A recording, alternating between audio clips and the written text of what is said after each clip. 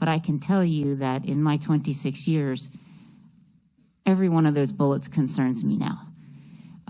For the first time in a very long time, we are seeing a teacher shortage for elementary school teachers. I have not seen that in over 2 decades. So the more that we are experiencing what's happening across the nation, every one of those bullets is a concern for me. Yeah, and I think there's some other questions here. And I don't think anybody's, you know, we've seen it with the public safety, and they had a significant reduction in employees. And a plan was put together over time. They developed it, and we implemented it over several years. But the whole plan was presented. I'm concerned you're presenting 1 year, and you haven't looked at the overall. How do we fix compression? How do we fix the steps? What's the overall plan that the county has to budget as we move forward? I believe that the overall plan is the 3-year plan that is presented on slide 7, which addresses FY23 for next year, 24, and then 25. So does that include all school employees in 24 and 25? Yes, sir, it does. And having candid conversations with them that husband and wife who cannot afford to even buy a house here. They've rented for 13, 14 years. And if we don't address this problem, our teachers are going to be working poor. The lines that they had to get in for food stamps back during the time that things were really tough, we're going to see us getting back there. I wanted to ask the members of the school board, does this budget, the gap in the budget, does it address the critical needs? Is there, just so that I have those lenses, is this, you came to the gap here of 8.2 million. As far as being able to meet the needs, the critical needs of the school division, is that where you honestly feel that you can be, it's going to actually meet the needs this year, that 8.2?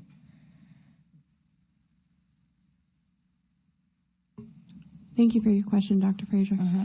I would be happy to take a swing at it. Okay. If I could. So in my opinion, as not only a school board member, but also a mother, I would be willing to say that the needs of a school system are never ending. Between the teachers, the lunches, the classroom supplies, I mean, it never ends, right?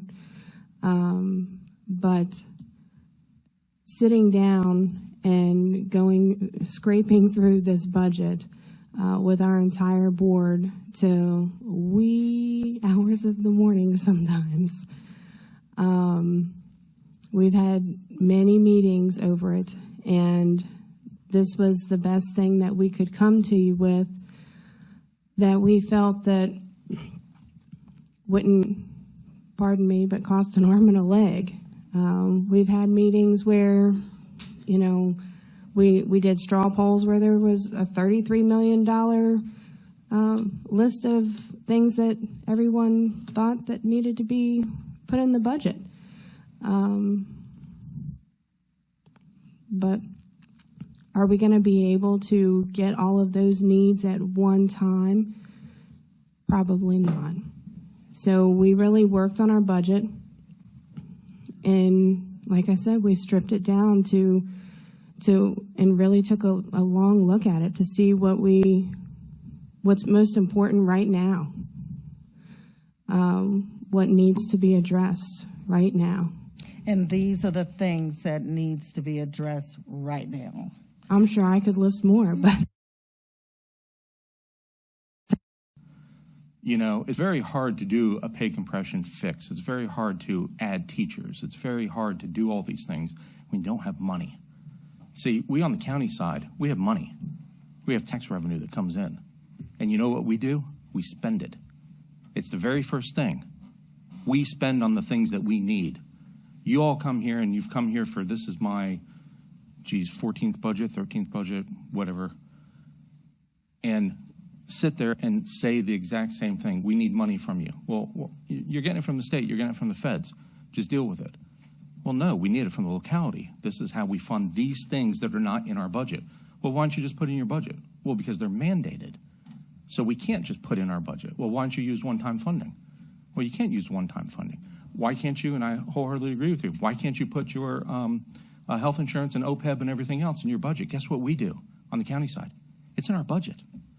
We put it right there. We don't sit there and put it out to the side and say, hey, by the way, if we get to it, maybe we'll put it back in our budget. We don't do that. So here we are sitting doing the exact same thing again. And I'm hoping beyond hope that this is the year that we actually can fund your budget. Wouldn't that be wonderful? I'm not looking for congratulations. I'm not looking for applause. I do appreciate it, though. But I am looking simply to do what is right. And when we constantly decrease the transfer over to the schools and then expect more of them, we shouldn't be surprised. And I'm sorry that it's gotten to this point, and I'm sorry that you know, we've lost a lot of good teachers, and I'm sure everybody has stories about how, you know, classroom walls are taken down and classes are combined because guess what? There's only one teacher to teach that subject. How other teachers are leaving in mid-year, and now we have substitutes, which we don't pay them anything either. Now our bus drivers, how many years have we been over at Cortland and bus drivers come and say, we need more money? Well, guess what? Every other county listened. You know what we did? We didn't. Now here it is. It's getting to that critical point. It happened with fire and rescue. And if we want to go back to the Evergreen study, something was said, well, wasn't the Evergreen study good enough? Oh, no. It would have fixed everything. It would have cost money. So we went with the least path of resistance. The schools did the exact same thing. You guys didn't get your third year. You should have gotten your third year. You didn't. Now here it is 4 years later. Those numbers don't matter at this point. They don't matter because Stafford is proposing a 12% increase.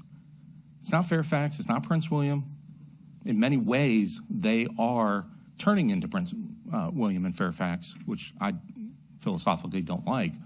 But when it comes to budgeting, and it is a proposal, but when it comes to budgeting, we have to keep our eye on our neighbors and what they're doing.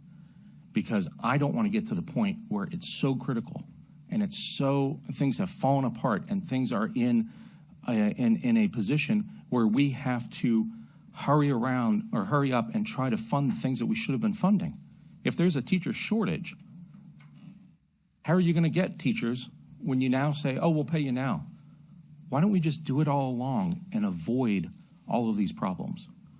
So I appreciate you guys coming with this budget. I really do. I think that it shows a lot of courage and a lot of directness, and I appreciate that. This is what you guys need, and this is what we should be funding. And I'm going to work with my fellow board members, if I didn't tick them off too much with this speech right here, to try to find a way to get those dollars to you. So thank you so much.